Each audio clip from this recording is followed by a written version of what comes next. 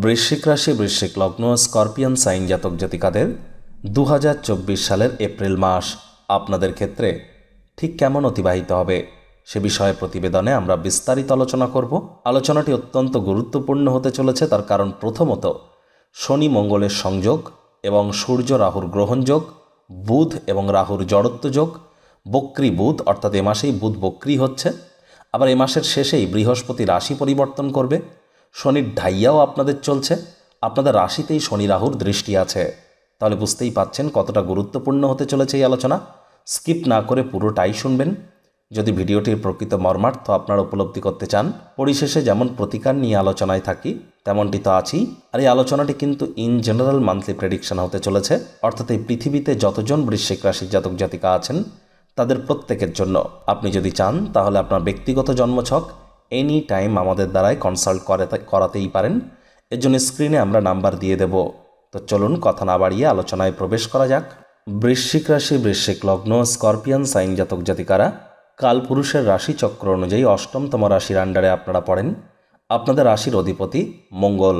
স্ক্রিনে আপনারা যে ছক দেখতে পাচ্ছেন এটি বৃশ্চিক রাশির জাতক জাতিকাদের 2024 সালের 1 এপ্রিল গ্রহগত গোচরের ছক ঠিক এমনটিই দেখাবে। 1 এপ্রিল শুনে ভাববেন না যে আমি আপনাদের এপ্রিল ফুল করছি। সম্পূর্ণ বিজ্ঞানসম্মতভাবে আমরা আপনাদের জীবনের প্রতিটি ক্ষেত্র নিয়ে, অর্থাৎ শিক্ষা থেকে স্বাস্থ্য, চাকরি থেকে বিজনেস, পরিবার, পাড়া প্রতিবেশী থেকে বন্ধুত্বের ভাব, শত্রুতার ভাব, আত্মীয় পরিজন, টাকা পয়সা, কেরিয়ার, সমস্ত বিষয়েই আলোচনা করব। আর এই আলোচনাটি কিন্তু ইন জেনারেল হতে চলেছে। আপনাদের ফার্স্ট হাউসে 8 লেখা থাকলেও গুলিয়ে ফেলবেন না, এটি আপনাদের প্রথম ঘর। 4th হাউস সুখভাবে শনি মঙ্গলের সংযোগ, যার কারণে শনির ঢাইয়া। আবার শশ নামক পঞ্চমহাপুরুষ যোগও কিন্তু আছে। আপনাদের লাভভাব 11th হাউসে কেতু, রোগঋণ শত্রুর ভাবে বৃহস্পতি বুধের সংযোগ। আপনাদের 5th হাউসে রাহু শুক্র সূর্যের সংযোগ থাকছে। প্রথমে আমরা আলোচনা করব আপনাদের রাশির অধিপতি মঙ্গলকে নিয়ে। দেখুন, মঙ্গল আপনাদের রাশির অধিপতি, রোগঋণ শত্রুভাবের অধিপতি। তিনি বর্তমানে গোচর করছেন শনির সাথে 4th হাউসে, অর্থাৎ আপনাদের সুখভাবে। আর কেন্দ্রীয় স্থানের অধিপতি কেন্দ্রীয় স্থানেই গোচর করছেন। এটি অত্যন্ত শুভ পরিণামদায়ক ফলাফল আপনাদেরকে দিতে পারে, যদিও ঢাইয়া আপনাদের চলছে। মঙ্গল আপনাদের ক্ষেত্রে কারক তত্ত্ব, যার ফলস্বরূপ এ সময় আপনাদের কেরিয়ারে একটা বুস্ট কিন্তু আপনারা অনুভব করতে পারেন।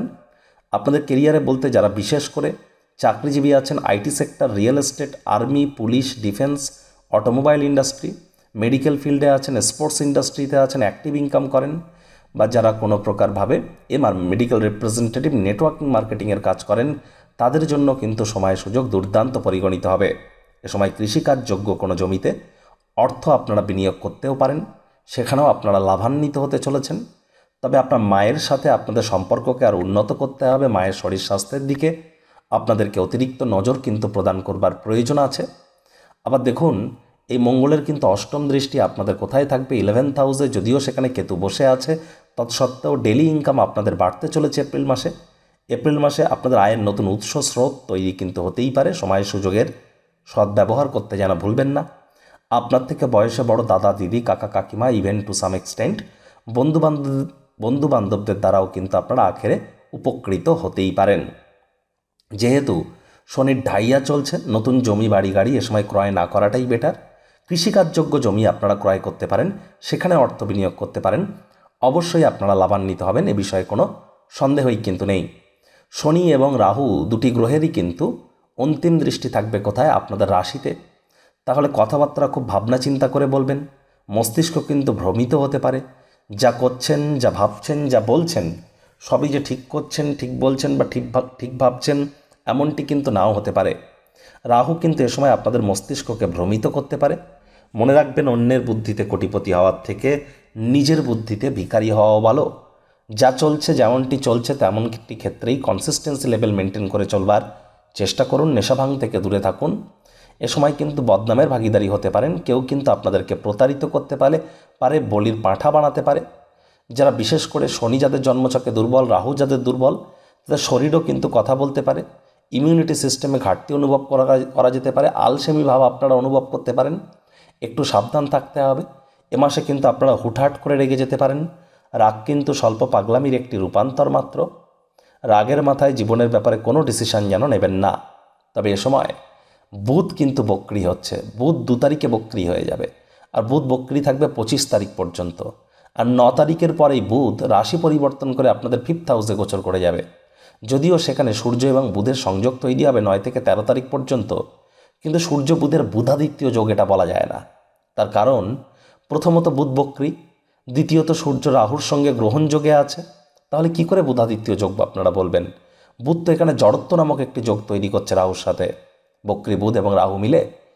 আমি বলবো কোনো প্রকার ইনভেস্টমেন্ট বিনিয়োগ করা থেকে বিরত থাকুন এপ্রিল মাসে।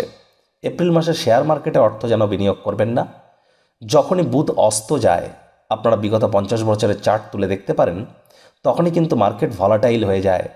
শেয়ার মার্কেটে উত্থান পতন বেড়ে যায়, এমনকি লোকাল মার্কেটে উত্থান পতন বেড়ে যায়। এই তো জিনিসের দাম কম, এই আলুর দাম কম, এই বেশি, আবার কম, আবার বেশি, খুব দ্রুত পরিবর্তন হয় বাজারে এই সময়। আবার বুধ যখন বক্রী যায় তখন কিন্তু হালাত মানে অবস্থা একটু শোচনীয়ই হয়ে থাকে, মস্তিষ্ক এ সময় ভ্রমিত হয়। সুতরাং যারা স্টক মার্কেট, শেয়ার মার্কেটে বা ট্রেডিং সেক্টরে বিগত প্রায় 15-20 বছরের এক্সপেরিয়েন্স নিয়ে বসে আছেন, তাদেরকেও বলবো খুব সাবধান। 25 তারিখ পর্যন্ত বুধ বক্রী থাকবে। না চাইতেও কোনো না কোনো ভুল ডিসিশন বা সিদ্ধান্ত আপনারা কিন্তু নিয়েই ফেলতে পারেন। আমি তো বলবো পরিবার, পরিজন, আত্মীয় স্বজন, বন্ধু বান্ধব, পাড়া প্রতিবেশী, সমাজ, অর্থ, কেরিয়ার, কোনো ব্যাপারেই কোনো গুরুত্বপূর্ণ সিদ্ধান্ত এপ্রিল মাসে যেন নিতে যাবেন না। যা চলছে যেমনটি চলছে নির্বোধের ন্যায় তেমনটিই করে যান, কনসিস্টেন্সি মেনটেন করে চলুন। এটি আপনাদের ক্ষেত্রে গুরুত্বপূর্ণ হবে। চঞ্চলতা করলেই কিন্তু ক্ষতি। মঙ্গল আর বুধ আপনাদের চঞ্চলতাকে বৃদ্ধি করে দিতে পারে, মস্তিষ্কের উপরে প্রেসার দিতে পারে। এ সময় ধৈর্যে বসতে লক্ষ্মী, ধৈর্য ধরে চলতে হবে। তাড়াহুড়ো হটকারিতা করলেই ক্ষতি। দীক্ষা নেওয়া থাকলে গুরুমন্ত্র জপ করুন অহরহ।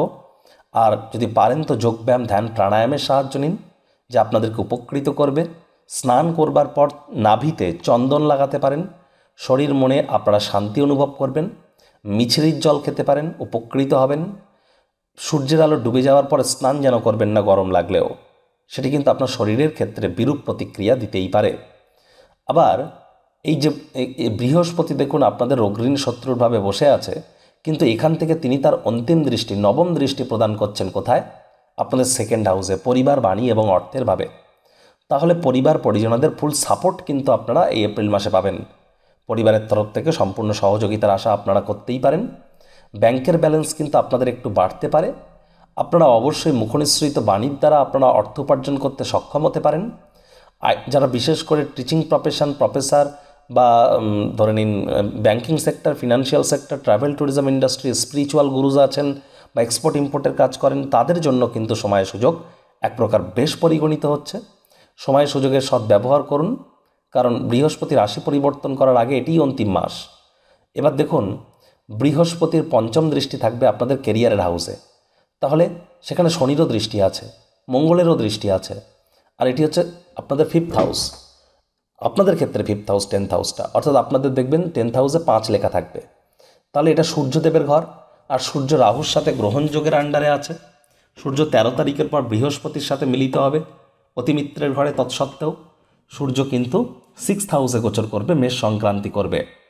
আমি বলবো রাজনৈতিক জগতে যারা আছেন বা সরকারি চাকরিজীবী যারা আছেন বা যারা নেতা মন্ত্রী আমলা আছেন, আইএএস আইপিএস অফিসার আছেন, মন্ত্রী আছেন, এমএলএ এমপি আছেন, বা যারা গভর্নমেন্ট সেক্টরে কাজ করেন বা যারা প্রাইভেট সেক্টরে কাজ করেন কিন্তু অ্যাডমিনিস্ট্রেটিভ লেভেলে আছেন, তাদের ক্ষেত্রে কিন্তু একটু প্রিকশন নিয়ে চলার টাইম।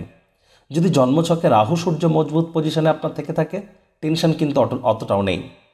আর এজন্যই তো আমরা বারবার বলি একবার কনসালটেন্সি নিয়ে নিন। আপনাদের শনির ঢাইয়া চলছে, জীবনটা আরও অনেক সহজ হয়ে যাবে।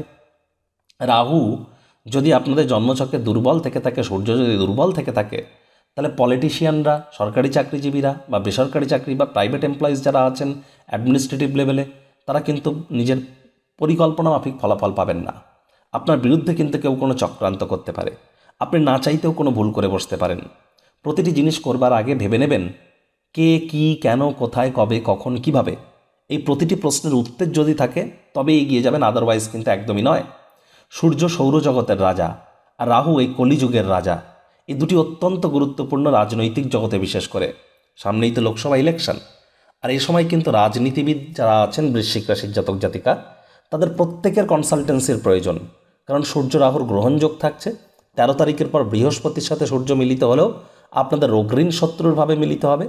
এ সময় কিন্তু আপনাদেরকে আমি স্পষ্ট আকারে বলবো, মস্তিষ্ক ভ্রমিত হতে পারে, ভুল সিদ্ধান্ত আপনারা গ্রহণ করে ফেলতে পারেন, আপনার নিজের পার্টি নিজের দলের অভ্যন্তরে আপনাদের বিরুদ্ধে কেউ ধোঁকা দিতে পারে বা আপনাদের প্রভাব প্রতিপত্তি কমে যেতে পারে।